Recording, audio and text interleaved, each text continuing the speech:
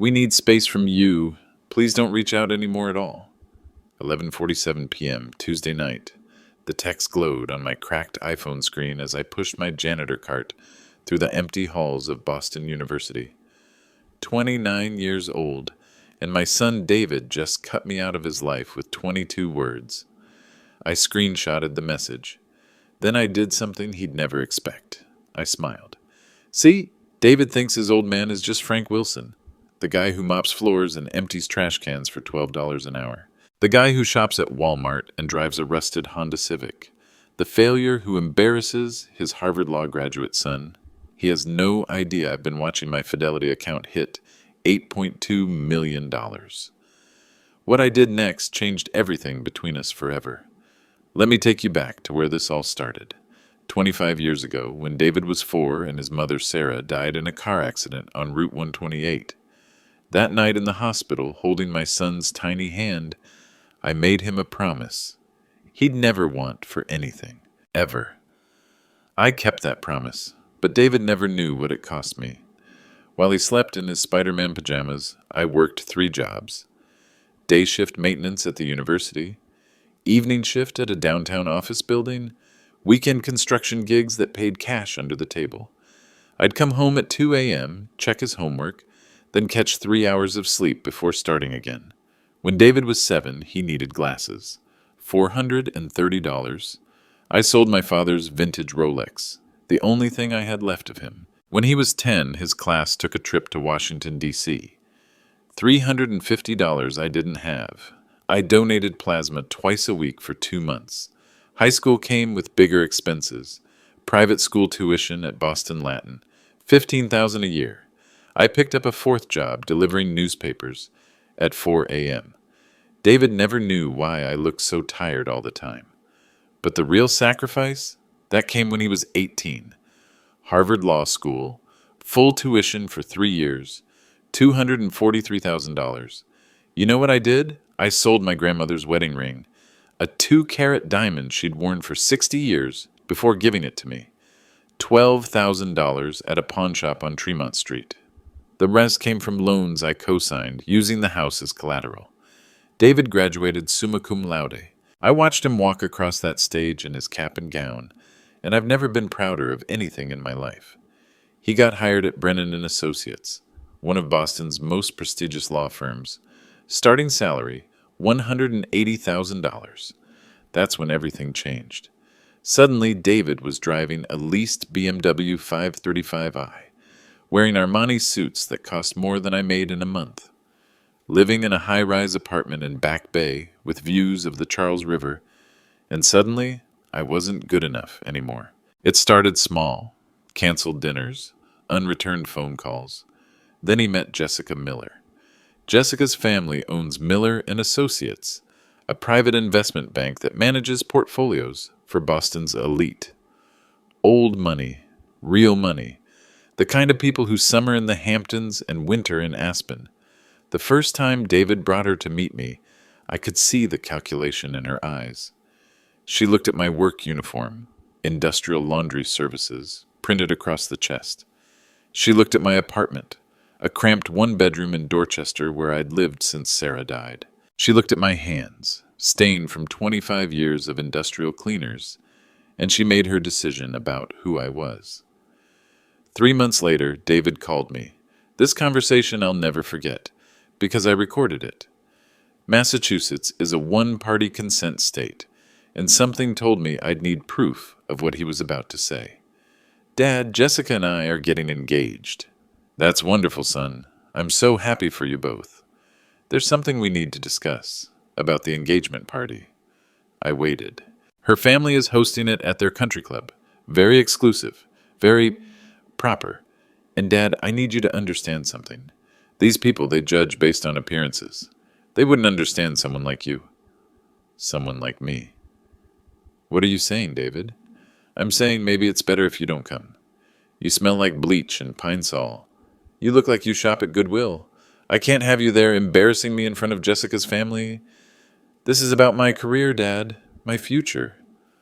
I sat there in my kitchen, looking at the Harvard Law diploma I'd framed and hung on the wall. $243,000. A lifetime of sacrifice. And my son was ashamed of me. I understand, I said quietly. I'll respect your wishes. Good. I knew you'd understand. And Dad? Jessica thinks it might be best if we limit our contact. To avoid any awkward situations. He had no idea what I'd given up for him. The jobs I'd worked. The sleep I'd lost. The dreams I'd abandoned so he could chase his. But more importantly, he had no idea who I really was. Because while David was learning contract law and constitutional theory, I was learning about cryptocurrency. While he was studying for the bar exam, I was studying blockchain technology. In 2011, when Bitcoin was trading for $3 a coin, I took every spare penny from my construction work and bought in. I'd been watching my investment grow for 13 years, through every boom and crash, through every midnight shift and double overtime weekend. $8.2 million. My son thought I was a failure. Jessica's family thought I was beneath them. They were about to learn exactly how wrong they were. The humiliation reached its peak 3 weeks before their engagement party. David called me on a Saturday morning while I was fixing a clogged drain in the university library. My hands were covered in rubber gloves, and I was elbow deep in pipes when my phone rang. Dad, we need to talk about boundaries. Not hello? Not how are you? Boundaries. I'm listening, son. Jessica's been thinking about our situation, and she's right. It's not just about the engagement party anymore. It's about our future together. Her family moves in certain circles, and I need to be accepted in those circles if I'm going to advance my career. I pulled my hands out of the drain and sat back on my heels. A student walked by, probably heading to study for finals. She had no idea she was walking past a millionaire who was being disowned by his own son. What exactly are you asking me to do, David? I'm asking you to give us space, real space. Jessica's father is considering bringing me into the family business. That's a partnership track worth millions, but he's very particular about image, about reputation. And I hurt your reputation. Dad, be honest. You're a janitor. You live in Dorchester. You drive a car that's older than my relationship with Jessica. When her friends ask what my father does, what am I supposed to say? The answer was simple. You say your father sacrificed everything so you could become the man you are today. But David wasn't looking for that answer. I work honest work, son. There's no shame in that. There's no shame, but there's no prestige either. Jessica's father went to Yale. Her mother sits on the board of 3 charities. Her brother runs a hedge fund. And my father cleans toilets. Each word hit like a physical blow, but I kept my voice steady, calm, because even as my son was destroying me, I was planning something he couldn't imagine. So what do you want me to do? I want you to understand that our contact needs to be minimal. Maybe a Christmas card, maybe a birthday call, but no visits, no dropping by my office, no showing up at restaurants where Jessica and I might be eating. I laughed, because 3 nights earlier I'd been having dinner at Grill 23, celebrating my Bitcoin hitting a new all-time high. The bill for my lobster and wine was more than David thought I made in a week. Is something funny, Dad? Nothing at all, just wondering if you remember who paid for that Harvard law degree. And I'm grateful for that. I really am. But that doesn't mean I owe you access to my entire life. I'm 29 years old. I'm building something here. Building something. On the foundation I'd laid with 25 years of sacrifice. David, let me ask you something. Do you remember when you were 12 and you wanted to go to baseball camp? Remember how I made it happen? Dad, don't. I worked a demolition job for 2 weeks straight, 16 hours a day in July heat. Came home with my hands bleeding and my back screaming. But you got your camp. That's not fair. Fair? You want to talk about fair? How about when you needed your wisdom teeth out senior year? Insurance didn't cover it. $3,500. You know what I did? I sold my truck and walked to work for 6 months. Took 3 buses and walked 2 miles just so you could eat solid food again. Dad, stop. Or maybe we should talk about the night before your LSAT. You were having a panic attack, convinced you'd fail. I stayed up all night making you practice tests. brewing you coffee, telling you stories about your mother so you'd remember where you came from. You scored in the 99th percentile. Silence on the other end. You know what, David? You're right. You don't owe me access to your life. But let me tell you something about the man you're ashamed of. I've been recording this conversation. Massachusetts law allows it. And every word you've just said, every insult about my work, my neighborhood, my car, I've got it saved. You recorded me? I recorded my son telling me I'm an embarrassment. I recorded my son explaining why his blue-collar father isn't good enough for his white-collar friends. I recorded the boy I raised deciding that money matters more than the man who earned it. Dad, I didn't mean... Yes, you did. You meant every word. And you know what? I'm going to respect your wishes. You want space? You've got it. Don't worry about me embarrassing you anymore. I hung up and looked at my phone. The recording was saved. David disowns Dad 05-344A. 14 minutes and 37 seconds of my son explaining exactly what he thought of the man who'd given him everything. That conversation was recorded, and I kept every word. But David had no idea that his request for space was about to become the biggest mistake of his life. Because in 2 weeks, Jessica was hosting the most important charity gala of Boston's social season, the annual Miller Foundation benefit for underprivileged youth education, the same cause I'd been anonymously supporting through my own foundation for 15 years. I made 3 phone calls that afternoon to my financial advisor, to my lawyer, and to Jessica Miller herself. It was time to introduce myself properly. After that phone call, I sat in my apartment for 3 hours. Just sat there, looking at the walls I'd stared at for 25 years, the same kitchen table where I'd helped David with homework, the same couch where we'd watched Patriots games every Sunday. For a quarter century, my entire life had revolved around one thing: making sure my son had opportunities I never had. Every decision, every sacrifice, every moment of exhaustion, it all led to David becoming the man he was today. And the man he had become was ashamed of me. I opened my laptop and logged into my Fidelity account. $8,247,392. 13 years of careful investing. 13 years of watching Bitcoin rise from $3 to $68,000. 13 years of building wealth while living like I was broke. Why did I live like I was broke? Because every extra dollar went to David. His school, his clothes, his car insurance, his graduation party. Even now, at 29, I was still supporting him. That BMW lease? I co-signed it. His apartment security deposit? $8,500 from my account. The engagement ring he'd bought Jessica last month? $15,000 I'd quietly transferred to cover the surprise expense he couldn't afford on his salary. David thought he was successful. He had no idea he was still living on Daddy's money. I pulled up Jessica's charity website. The Miller Foundation Annual Gala. Supporting Educational Opportunities for Underprivileged Youth. May 26th at the Four Seasons Boston. $500 per plate. Expected attendance: 200 of Boston's most prominent citizens. The irony was perfect. For 15 years, I'd been anonymously donating to children's education through my own foundation, the Wilson Foundation. Scholarships for kids whose parents worked multiple jobs just to pay rent. Kids who understood what it meant to sacrifice. Kids who wouldn't forget where they came from. Last year alone, I'd donated $450,000. This year, I'd already committed $600,000. Jessica Miller had no idea that the biggest benefactor to her cause was the man her fiancé was ashamed to acknowledge. I picked up my phone and made the first call. Brennan Financial Management, this is Susan. Hi, Susan, this is Frank Wilson.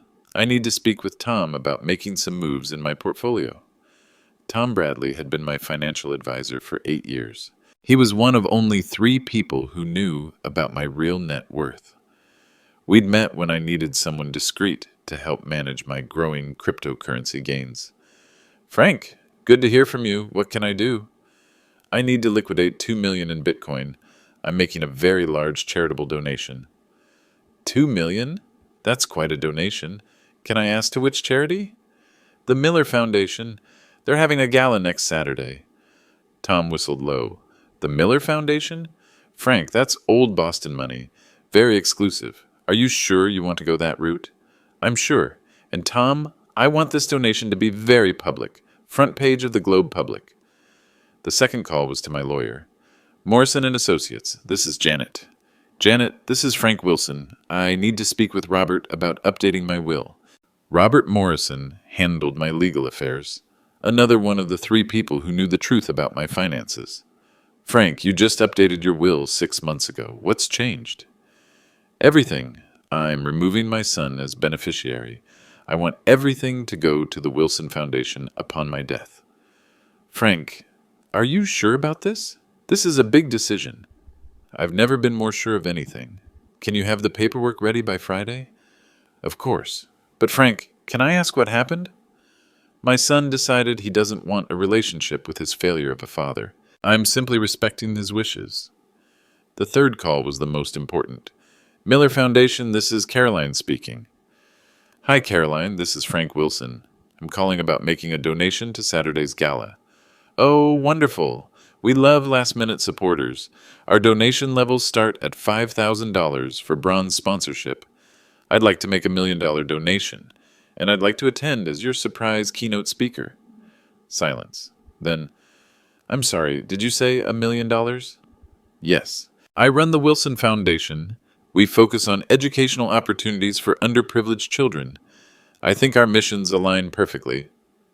Mr. Wilson, I need to transfer you to Jessica Miller immediately. Jessica came on the line 60 seconds later. Mr. Wilson, Caroline tells me you're interested in a substantial donation. Her voice was pure Boston Brahmin. Every syllable carefully controlled, every word chosen to convey superiority. The same voice that had dismissed me as beneath her family's social circle. Ms. Miller, I've been following your foundation's work for years. I'd like to contribute $1 million to Saturday's gala. In return, I'd like to speak about the importance of recognizing the hidden heroes in our children's lives. Hidden heroes? The parents who sacrifice everything for their children's success. The ones who work multiple jobs, who give up their dreams, who remain invisible so their children can shine. That's a beautiful sentiment, Mr. Wilson. $1 million would make you our largest single donor this year. I'm honored to support the cause. I believe every child deserves opportunities, regardless of their background. Absolutely. Mr. Wilson, would you mind if I asked what the Wilson Foundation does specifically? We provide scholarships for children whose parents work blue-collar jobs, children who might otherwise never see the inside of a college classroom. Perfect. I just told Jessica exactly who I was, without her realizing it. That's wonderful work. We'd be honored to have you speak. Shall we say 8 p.m. after dinner? Perfect. I'll see you Saturday night. I hung up and smiled. In 4 days, David and Jessica would learn exactly who they'd been dismissing. They still had no idea who they were dealing with. Monday morning, I woke up with a plan.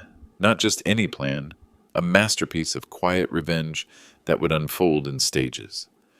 First, I needed to make some noise in the right circles. I called Tom Bradley again. Tom, about that Miller Foundation donation, I want it to hit the Boston Globe today. Make sure they understand this is the largest single donation in the Foundation's 40-year history. You want media attention? Frank, that's not usually your style. Things change. I want everyone in Boston to know that the Wilson Foundation is supporting children's education in a big way. I'll make some calls. The Globe's business section loves this kind of story. By noon, my phone was ringing. Rebecca Walsh from the Boston Globe.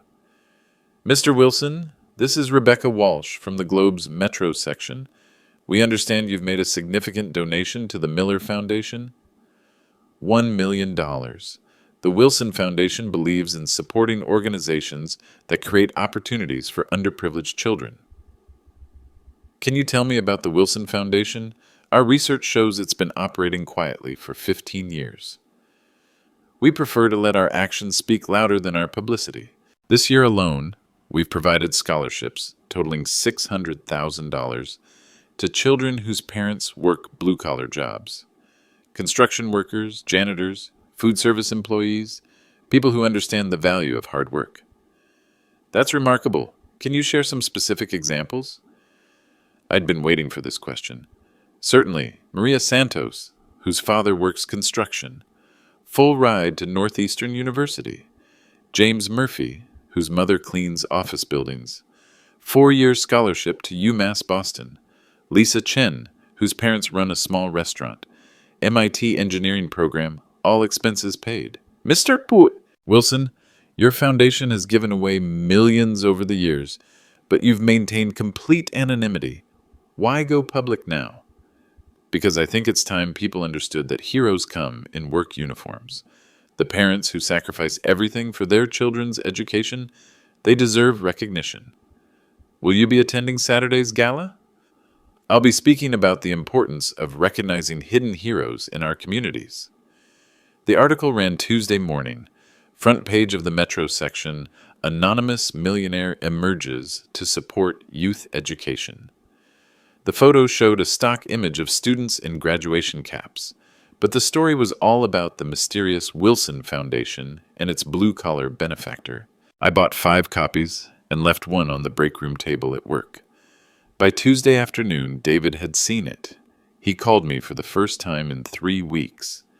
Dad, did you see this article in the Globe about some foundation? What article? The Wilson Foundation. They donated $1 million to Jessica's gala. Can you believe that? Same last name as us. Jessica's over the moon about it. Apparently this guy's been anonymously supporting kids for years. That's nice, son. Nice. Dad, this is huge. This Wilson guy is going to be the keynote speaker Saturday night. Jessica says he's worth at least $10 million. Built his fortune from nothing. Supports blue-collar families. Her father is talking about offering him investment opportunities. I nearly laughed out loud. Sounds like an impressive man. The best part? Jessica's been researching his background. Apparently he started investing in cryptocurrency back in 2011. Can you imagine? If you'd known about Bitcoin back then, you'd have told me it was a stupid waste of money. Just like you told me about every other investment idea I'd ever mentioned. Well, I'm glad Jessica's event is going well. Dad, Jessica feels terrible about what happened before, about asking you not to come to the engagement party. She says she was worried about mixing social circles, but after meeting this Wilson guy, she realizes that success comes in many forms. That's very enlightened of her.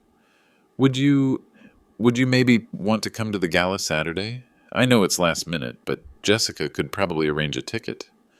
I paused, the moment I'd been waiting for. I don't know, son. $500 is a lot of money for a janitor. Dad, come on. I'll cover your ticket. Jessica wants to meet you properly. She says she was wrong to judge before getting to know you. What changed her mind? This Wilson Foundation story. She says it made her realize that some of the most generous people are the ones you'd never expect. People who work regular jobs but have big hearts. People who work regular jobs but have big hearts. If only she knew. I appreciate the offer, David, but I wouldn't want to embarrass you. Remember what you said about appearances? Dad, forget what I said. That was wrong. Jessica agrees. She wants to apologize in person. She wants to apologize. Yes, she feels terrible about the whole thing, and honestly, after reading about this Wilson guy, I feel terrible too. Here's this millionaire who remembers where he came from, who supports people like you. It made me think about what's really important. People like me. Oh, David, if you only knew. Let me think about it. Please, Dad. Jessica's really excited about this event. She's been working on it for months. Having this Wilson guy speak is going to make her career. Her father is so impressed. I'm sure he is. Dad, will you come? I know things have been weird between us, but this could be a fresh start. A fresh start. That's exactly what Saturday night was going to be.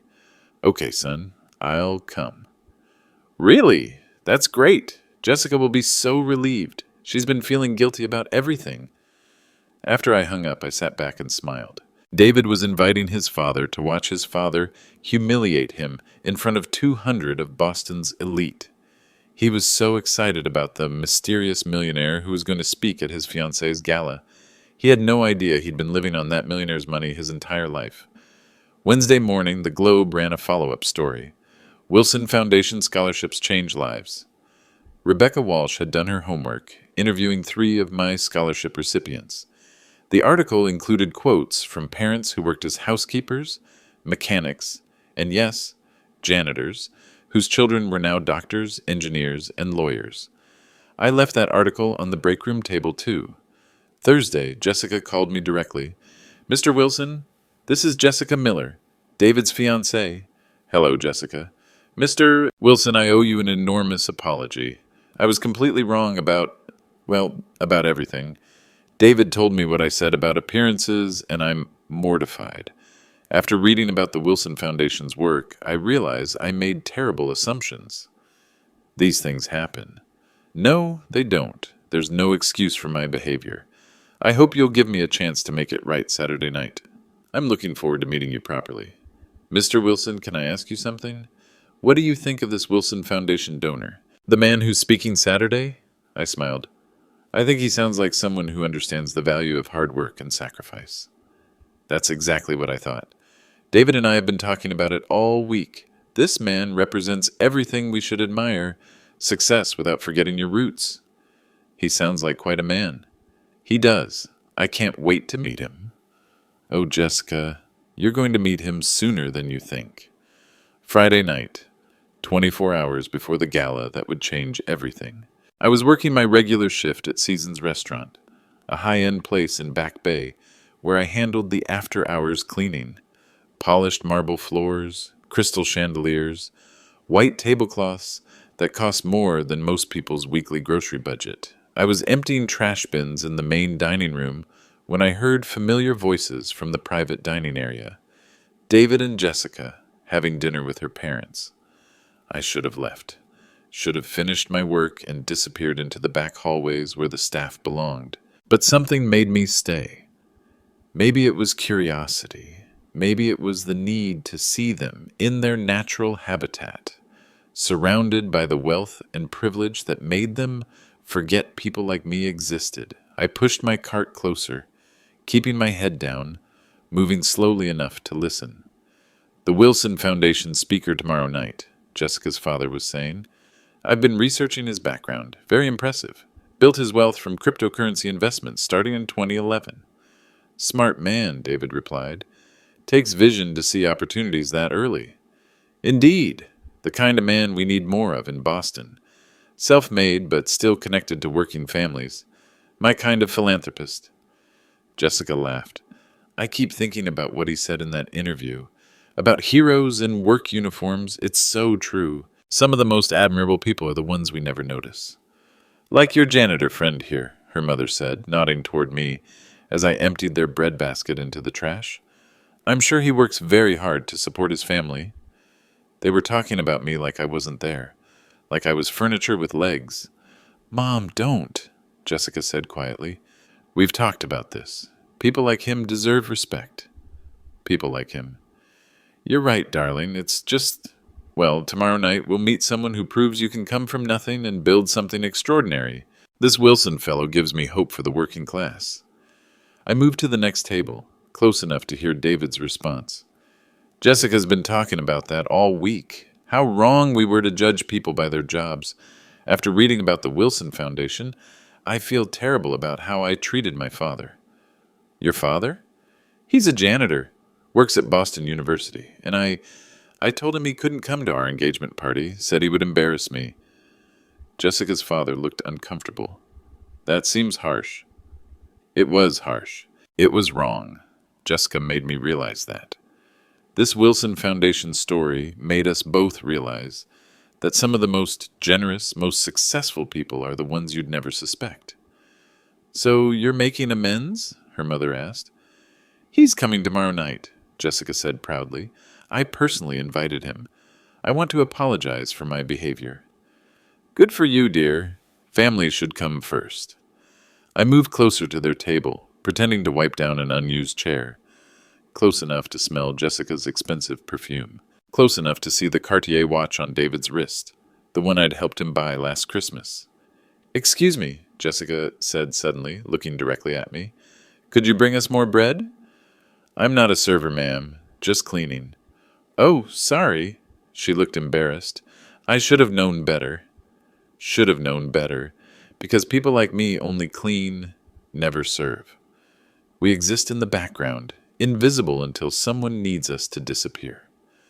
It's fine, I said quietly. Actually, David said, his voice taking on the tone he used when he wanted to sound magnanimous. What's your name?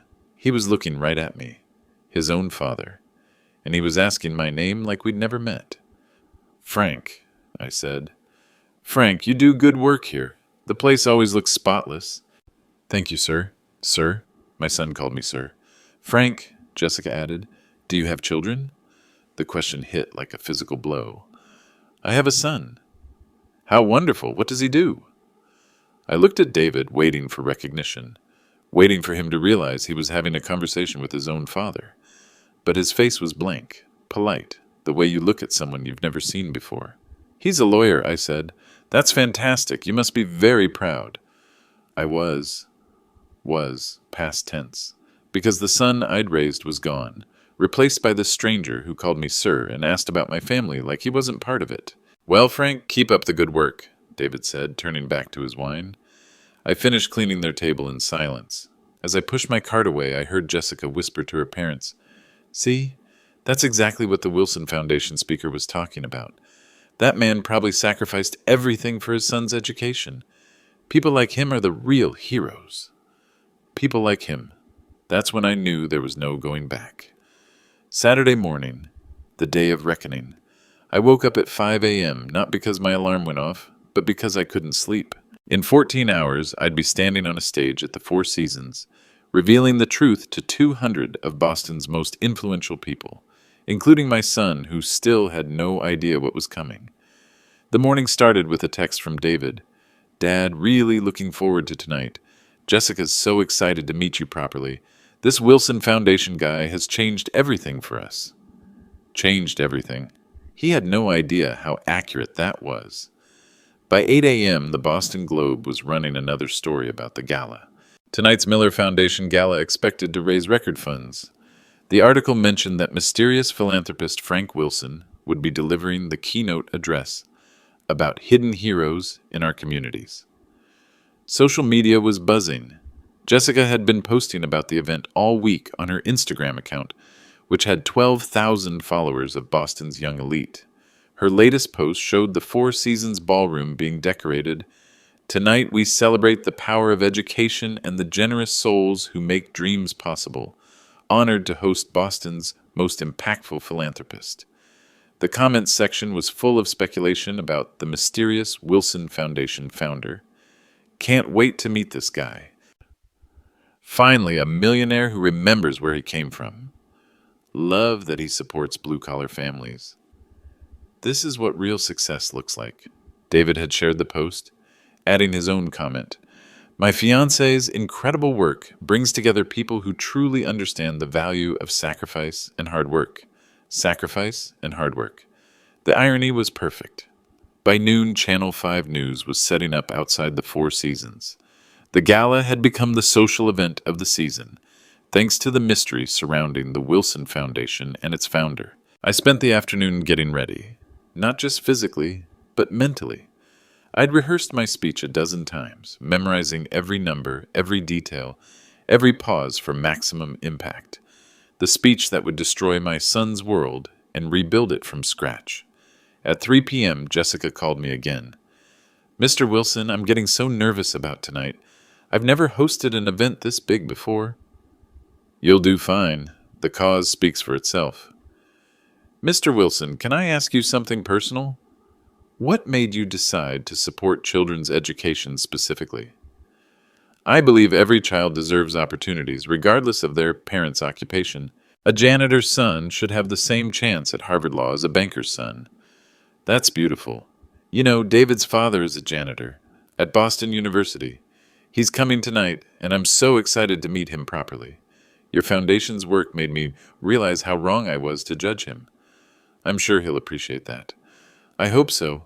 David feels terrible about how we treated him. We both do. Reading about your work made us understand that some of the most successful people are the ones you'd never suspect. You'd be surprised who's sitting right under your nose. I'm sure I would be. Mr. Wilson, do you think you'd have time to meet David's father tonight? I think you two would have a lot in common. Both supporters of education, both understanding the value of hard work. I'd be honored to meet him. At 4 p.m., the Globe published a special online edition. Wilson Foundation, The Numbers Behind the Generosity. Rebecca Walsh had done deep research, publishing 15 years of scholarship statistics. 43 students supported through college. Total donations of $4.2 million. Average family income of recipients, $31,000. The article included a powerful quote from Maria Santos. Now a nurse practitioner, Mr. Wilson saved my family. My father worked 3 jobs to support us, and there was no way we could afford college. The Wilson Foundation didn't just pay for my education, they restored my father's dignity. Someone finally recognized his sacrifice. David texted me the article link. Dad, you need to read this. This Wilson guy is incredible. Look at these numbers. Look at what he's done for families like ours. Families like ours. If only he knew. At 6 p.m., I was sitting in my apartment, looking at the only good suit I owned, a navy blue from Men's Warehouse that I'd bought for David's law school graduation. The same suit I'd worn to watch him walk across that Harvard stage, never dreaming that 7 years later he'd be ashamed to acknowledge me. I put on the suit, checked my reflection, and picked up the manila folder containing 25 years of evidence. Bank statements, receipts, scholarship documents, the recorded conversation from 3 weeks ago, everything I'd need to prove who I really was. At 6:30, my phone rang. Tom Bradley, my financial advisor. Frank, are you sure about tonight? Once you do this, there's no taking it back. I've never been more sure of anything. Your son's going to be there? Front row. Frank, this is going to destroy him. No, Tom, this is going to save him. He's forgotten who he is, where he came from. Tonight, I'm going to remind him. At 7 p.m., I called an Uber. 20-minute ride to the Four Seasons. The night that would expose everything was about to begin. During the ride to the Four Seasons, I opened the manila folder one final time. 25 years of evidence, organized chronologically. 25 years of proof that would shatter every assumption David and Jessica had made about me. Page 1. David's birth certificate. Born September 15th, 1995. Father, Frank Wilson. Mother, Sarah Elizabeth Wilson. Page 2. Sarah's death certificate. January 23rd, 2000. The day my world ended and my sacrifice began. Pages 3 through 7. Elementary school receipts. Private tutoring. $2,400. School supplies and uniforms. $1,800. Field trips and activities. $950. All paid in cash because credit was a luxury I couldn't afford. Page 8. The receipt from Crown Pawn Shop. Grandmother's diamond ring, appraised at $18,000, sold for $12,000. Date, March 15th, 2010. Reason, David needed glasses and was getting bullied at school for wearing broken frames held together with tape. Pages 9 through 15. High school expenses. Boston Latin tuition, $15,000 per year for 4 years. SAT prep course, $1,200. College application fees, $800. Graduation expenses, $450. Total, $61,450. Pages 16 through 22, the Harvard years. Tuition receipts showing $243,000 paid over 3 years. Room and board deposits, $18,500. Textbooks, $3,200. Bar exam preparation, $2,800. Graduation ceremony expenses, $650. Total, $268,150. Page 23. The BMW lease cosigner agreement. Monthly payments, $847. I'd been covering half of that for 2 years. David thought his law firm's salary was enough to afford luxury. He had no idea his father was still supplementing his lifestyle. Page 24. Apartment lease cosigner agreement. Security deposit, $8,500 paid from my account. First month's rent, $3,200. Moving expenses, $1,100. Total, $12,800. Page 25. Engagement ring financing agreement. Cartier, 2.1 carat solitaire. Purchase price, $28,000. David's down payment, $13,000. My loan to cover the difference, $15,000. He'd told Jessica he'd saved for months to afford it. He'd actually called me the day before proposing, panicking because he was short. Pages 26 through 30. Wilson Foundation tax returns, 2009 to 2024. Total charitable donations, $4.2 million. Recipient demographics, 94% from blue-collar families. Average parent income, $31,000. Success rate, 89% graduation rate, compared to 67% national average. Page 31, My Fidelity Investment Summary. Current balance, $8,247,392. Initial Bitcoin investment, December 2011, $3,200. Current Bitcoin holdings, 127.3 coins at $64,500 each. Total crypto value, $8,211,000. Other investments, $392. Page 32, the recording transcript. David's voice, legally recorded. You smell like bleach and pine sol. You look like you shop at Goodwill. I can't have you there embarrassing me. The Uber pulled up to the Four Seasons. Through the windows, I could see elegantly dressed people walking through the lobby. Boston's elite, gathering to celebrate charity and generosity. They had no idea that the biggest donor in the room had just arrived in a Honda Civic, wearing a Men's Warehouse suit. I walked through the lobby, past marble columns and crystal chandeliers, past women in designer gowns and men in custom tuxedos, past the kind of wealth and privilege that had convinced my son I wasn't worthy of his acknowledgement. The ballroom was magnificent.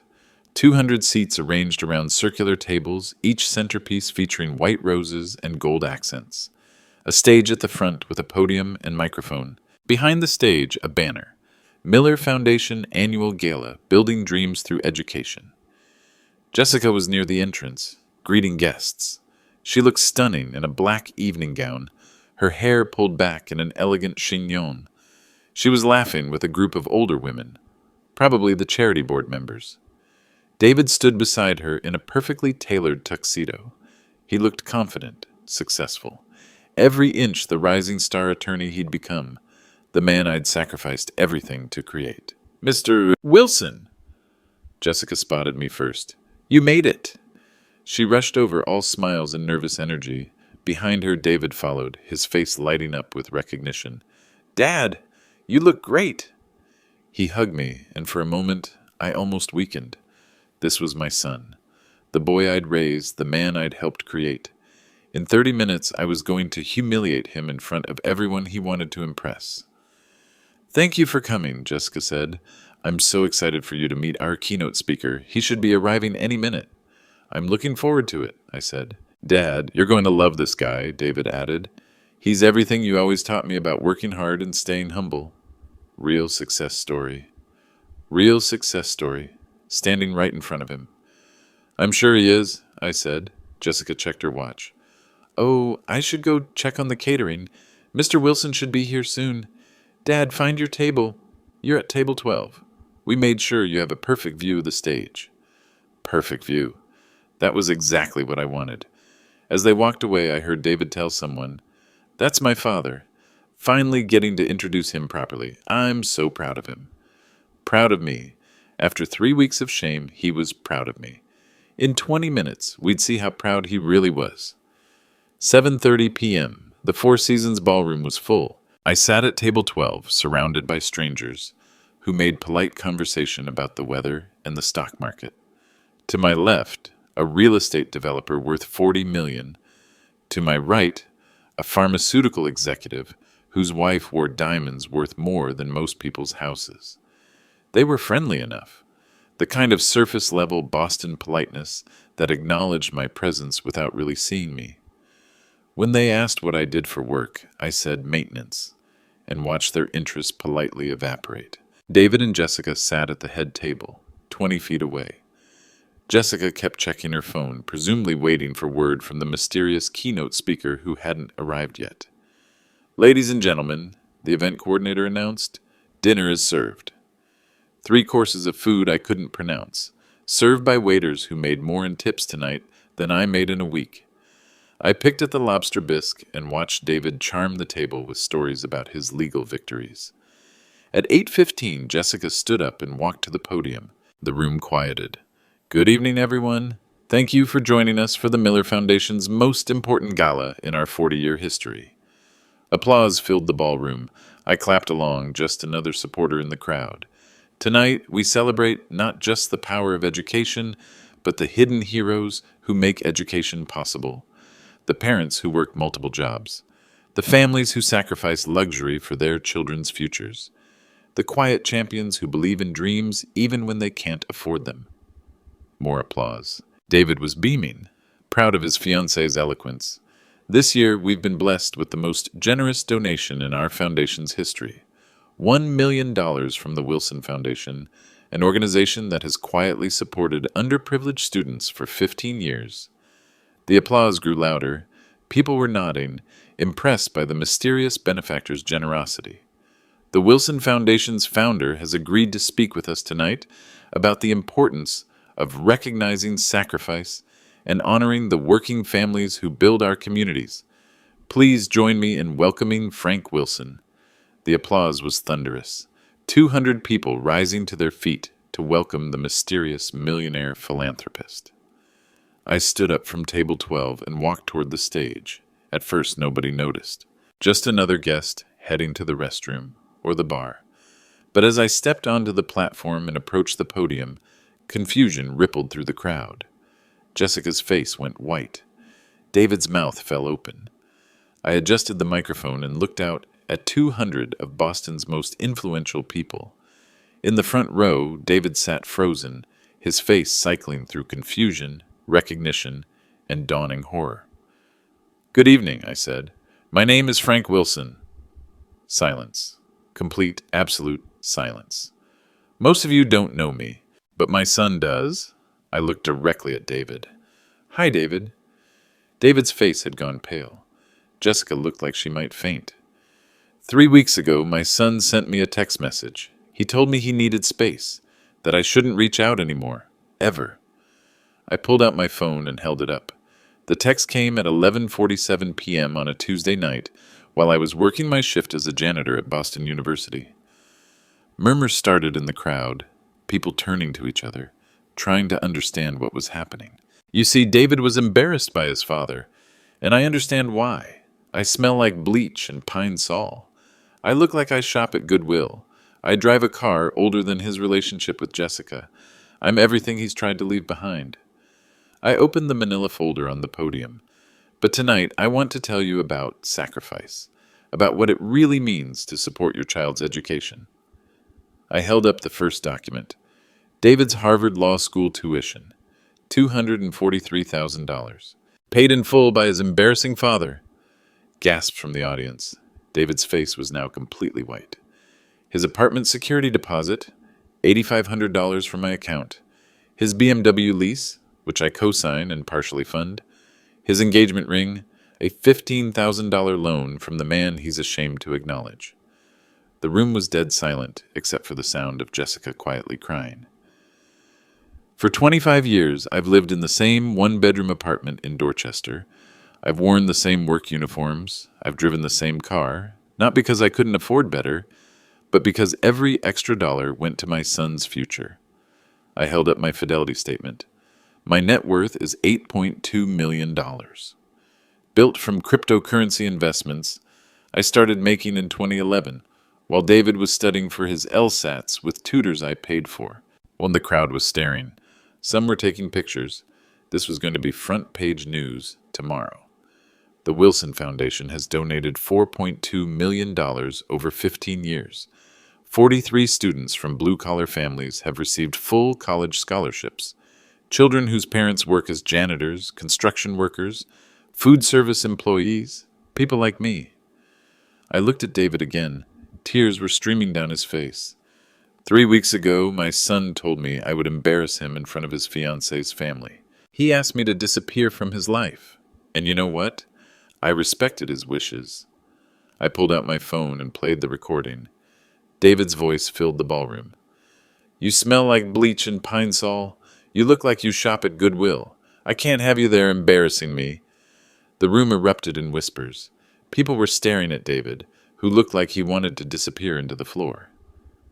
So David got what he wanted, space from his embarrassing father, but he also got something he didn't expect. I held up the updated will. As of yesterday, my estate goes entirely to the Wilson Foundation. Every penny of my $8.2 million will support children whose parents understand the value of sacrifice. Jessica was sobbing now. David had put his head in his hands. You see, David learned everything about success from me, except the most important lesson, gratitude. I looked out at the shocked faces in the crowd. Tonight, you've met one of those hidden heroes you came here to celebrate. A janitor who raised a Harvard lawyer, a man who sacrificed everything so his son could sit at tables like this. I paused, letting that sink in. But David decided that where he came from was less important than where he was going. He chose status over family, appearance over character, and that's his choice to make. I closed the folder and looked at David one final time. You wanted space, son. You have it. But remember this. Every success you've achieved, every opportunity you've had, every advantage you've enjoyed, it all came from the man you were ashamed to call father. I stepped back from the podium. Thank you for your time. Enjoy the rest of your evening. The ballroom erupted. Some people were applauding. Others were sitting in stunned silence. Reporters were frantically taking notes. The society photographer was snapping pictures of David's shocked face. As I walked off the stage, I heard Jessica's voice behind me. Mr. Wilson, please wait. I turned around. She was running after me, her evening gown rustling. Mr. Wilson, I'm so sorry. I had no idea. We had no idea. You had no idea because you never asked. You saw a janitor and made your assumptions. David appeared beside her, his face streaked with tears. Dad, please, let me explain. There's nothing to explain, David. You made your choice very clear. Dad, I was wrong. I was so wrong. Please, we can fix this. I looked at my son, the boy I'd raised, the man I'd created. Some things can't be fixed, David. They can only be learned from. What do you mean? I mean you got what you asked for. Space. Respect your own boundaries. I walked toward the exit, leaving behind 200 shocked faces and one broken son who finally understood the cost of shame. The Boston Globe photographer caught me at the door. Mr. Wilson, can we get a statement? Print this, I said. A parent's love is unconditional, but a parent's respect must be earned. And then I walked out into the Boston night, a free man for the first time in 25 years. Sunday morning, the Boston Globe headline read, Millionaire Janitor Shocks, Elite at Charity Gala. The article covered everything. David's rejection, my hidden wealth, the revelation at the Four Seasons. Rebecca Walsh had interviewed 3 people who attended the gala, all expressing shock at the evening's events. I've never seen anything like it, said real estate mogul Catherine Brennan. This man sacrificed everything for his son's success, only to be rejected for his social status. It was heartbreaking and inspiring at the same time. The story went viral. By Monday morning, it was trending on social media. Videos from the gala had been posted on Instagram and TikTok. Someone had recorded my entire speech and uploaded it to YouTube, where it gained 2 million views in 24 hours. The comments were overwhelmingly supportive. This is what real parenting looks like. That son is going to regret this for the rest of his life. Respect to Frank Wilson, a true hero. But some defended David. The father should have told him about the money years ago. This was public humiliation, not justice. Family business should stay private. Tuesday morning, David showed up at my apartment. I watched him through the peephole for 2 minutes before deciding not to answer. He left 17 text messages. Dad, please talk to me. I know I was wrong. I'm sorry. I'm so sorry. Jessica broke off the engagement. I lost everything because I lost you. Please give me another chance. I read every message. I felt the pain in his words, but I didn't respond. Wednesday, my lawyer called. Frank, David's been trying to reach me. He wants to know about contesting the will. Can he? He could try. Might claim undue influence or emotional distress. But honestly, after that recording, after the public documentation of his rejection, he doesn't have a case?